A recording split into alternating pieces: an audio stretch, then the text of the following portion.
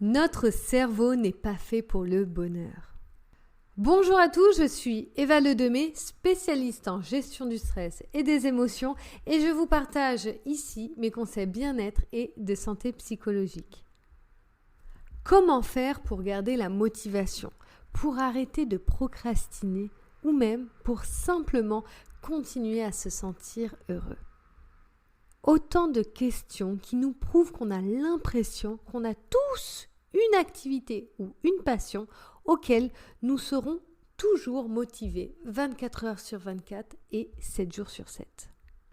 Mais pourtant, je peux vous garantir que c'est une illusion, car même les plus passionnés ont des coups de démotivation. D'ailleurs, dernièrement, je parlais à un très bon ami à moi, Matthew Lennox, que je connais depuis plus de 5 ans maintenant. Et d'ailleurs, vous pouvez le retrouver sur Spotify en tapant Matthew Lennox, vous allez voir. Ses musiques sont vraiment top et super inspirantes.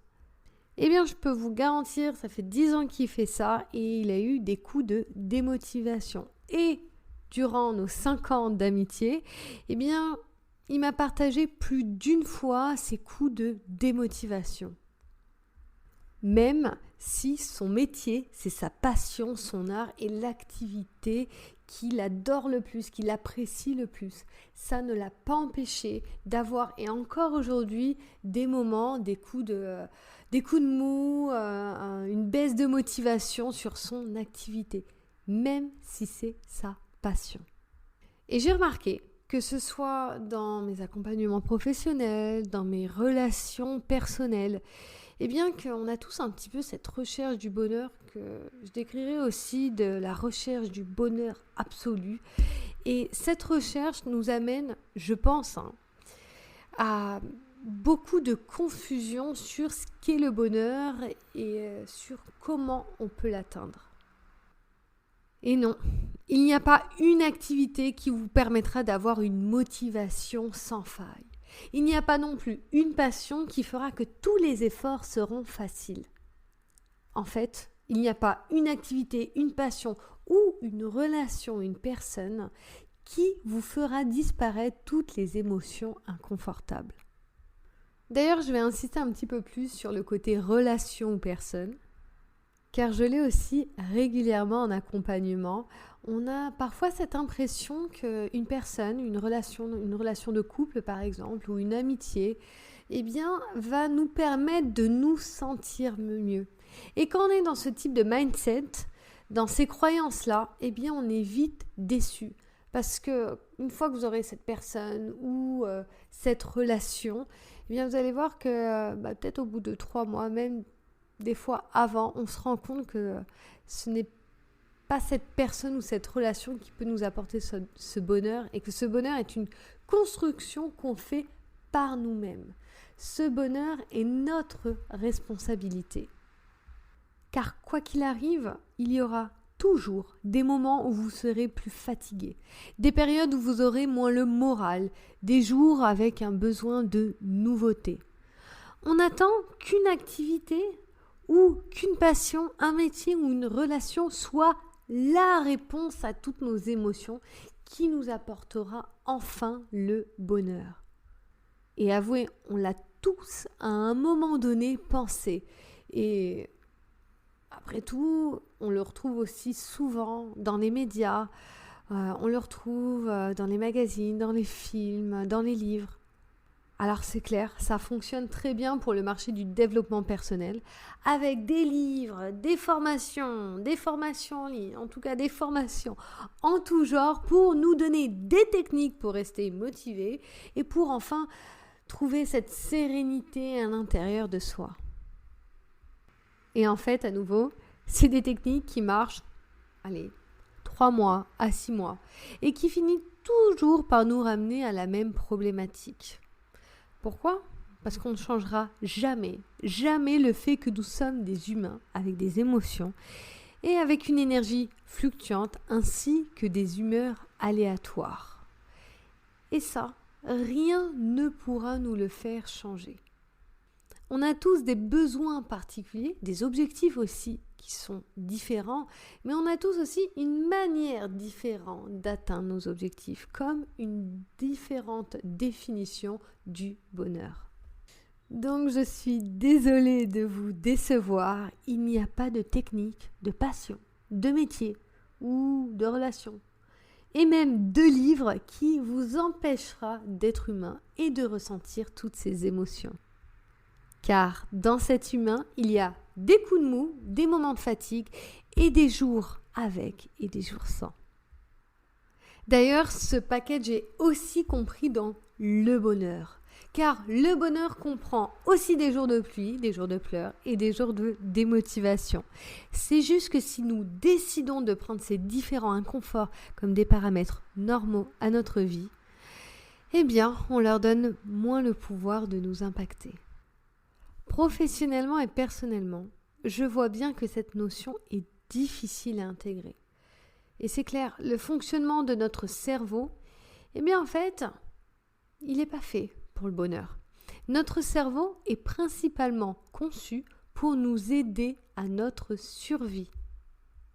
Et finalement, nos moments de bonheur ou nos moments agréables ne sont pas des informations intéressantes pour notre survie. Donc on va dire que notre cerveau, eh bien, il ne va pas les mettre en avant, il ne va pas vraiment les cultiver. Par contre, si vous lui donnez une bonne information un petit peu déprimante ou challengeante, je peux vous assurer qu'il va vous la ramener dans l'esprit assez souvent.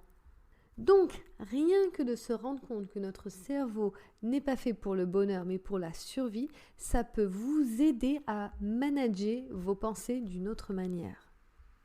Et en parlant de bonheur, le bonheur, c'est quoi ? Quand on recherche sur le dictionnaire, c'est en gros un état de satisfaction.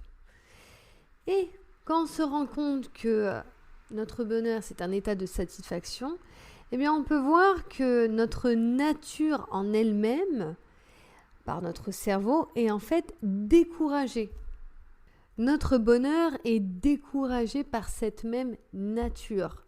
Pourquoi ? Car le bonheur abaisse notre garde éventuelle contre les menaces de notre survie. Donc j'espère que là vous comprenez bien la corrélation entre le propre fonctionnement de notre cerveau et le fonctionnement de notre bonheur qui peut parfois amener un peu d'électricité entre notre propre fonctionnement du cerveau et notre vision du bonheur. Donc du coup, vous allez me dire, ok, c'est bien de savoir tout ça, et encore là, je suis vraiment allée dans le côté simple de la définition. Mais comment je peux faire alors ? Et là, je vais vous donner quelques, pistes de réflexion pour vous aider à créer ce bonheur malgré ce propre fonctionnement de notre cerveau qui est plus fait pour la survie que pour le bonheur.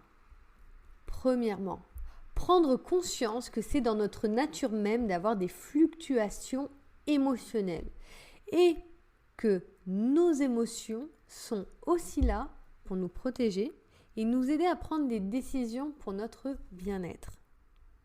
Donc, savoir prendre en compte ces décisions tout en ayant la présence d'esprit et on va dire la logique de savoir aussi prendre les distances sur nos décisions. Sur nos émotions, parce que nos émotions n'ont pas non plus toujours raison, comme nos pensées. Deuxièmement, apprenez à gérer les deux polarités, c'est-à-dire les émotions positives et négatives, parce qu'on a tendance à se concentrer uniquement sur les émotions inconfortables. Cependant, pour éviter les yo-yo émotionnels, il est important de savoir gérer les émotions de joie comme de tristesse. Parce qu'en fait, les émotions négatives comme positives ne sont ni à sous-estimer comme à surestimer. Elles sont simplement à traiter à leur juste valeur. Et je ne sais pas si vous l'avez remarqué, moi je le vois souvent professionnellement, c'est qu'on a tendance à se focaliser sur la gestion de nos émotions négatives. Et pourtant, c'est intéressant et c'est même très important de savoir aussi gérer nos émotions positives. Pourquoi ? Parce que quand on va être dans une joie extrême, émotionnellement, on va aller dans un up émotionnel. Et quand on va dans un up émotionnel, on a beaucoup plus de chances d'après ressentir un contraste très fort avec nos émotions négatives. Donc, et ça, moi, je le retrouve rarement. Donc, j'ai vraiment... ça me tient à cœur que vous le retenez, c'est qu'il est important de savoir autant gérer vos émotions positives que négatives et non que les émotions négatives. Enfin, vous avez besoin d'utiliser vos deux cerveaux, c'est-à-dire le cerveau cognitif, donc on va être plus sur le rationnel, l'intelligence, et le cerveau émotionnel, là on va être plus sur l'affectif. Simplement parce que vos émotions n'ont pas toujours raison, comme votre analyse rationnelle non plus. Donc vous avez toujours besoin d'une double lecture de vos émotions, car il peut arriver que vos émotions soient amplifiées vis-à-vis d'une situation ou même complètement à contre-courant. Par exemple, on peut être persuadé qu'une personne est faite pour nous car nous l'aimons vraiment, mais si, au contraire, cette personne est irrespectueuse, eh bien, il est important d'analyser la raison pour faire face à cette situation et non qu'au sentiment de l'amour. Donc, ce n'est pas parce qu'il y a une émotion positive qui est là, le sentiment de l'amour, qu'il faut penser que tout derrière est positif. Il faut savoir, même dans nos émotions positives, savoir être rationnel autant que dans nos émotions négatives. Et ça peut vraiment vous aider dans vos décisions au quotidien. Enfin, dernière piste de réflexion, prioriser l'appréciation plutôt que la réalisation. En fait, nous allons souvent d'un stimuli à un autre. Par exemple, on va scroller sur notre portable, sur les réseaux sociaux. Après, on va regarder une série. Après, on va faire notre sport. Après, on va manger. Après, on va être avec notre partenaire ou des amis. Après, le travail. On est tout le temps en train d'aller à une action à une autre. Et quand on est dans cette dynamique, on oublie souvent que l'état de bonheur est avant tout dans l'appréciation.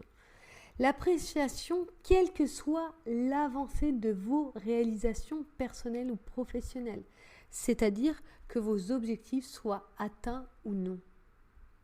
L'appréciation de ce que vous avez, quel que soit l'environnement où vous êtes. Et je sais que ça peut être difficile parce qu'on va souvent penser au futur, au passé, à ce qu'on a eu ou à ce qu'on aimerait avoir. Mais pourtant, dans l'état de satisfaction qu'est le bonheur, on a besoin de savoir apprécier ce qu'on a et ce qui se passe là maintenant. Et ça va vous demander de l'entraînement. Tout ça, c'est vraiment des pistes de réflexion qui vont vous aider en fait à dépasser ce fonctionnement de notre cerveau qui ne nous facilite pas la tâche pour notre bonheur. J'espère de tout cœur que ça va vous aider. Moi, ce que je vous conseille, c'est que si ce texte vous a vraiment intéressé, vous pouvez le retrouver sur mes réseaux sociaux. Donc, je crois qu'il est bien sur Instagram, mais sinon, vous pouvez retrouver tous mes autres articles, que ce soit sur LinkedIn, TikTok, YouTube, etc. Vous n'avez qu'à taper Eva Ledemé sur les réseaux sociaux. Normalement, je suis partout. En tout cas, merci de votre écoute. C'était à nouveau un plaisir pour moi de partager ça avec vous. Et je vous dis à bientôt.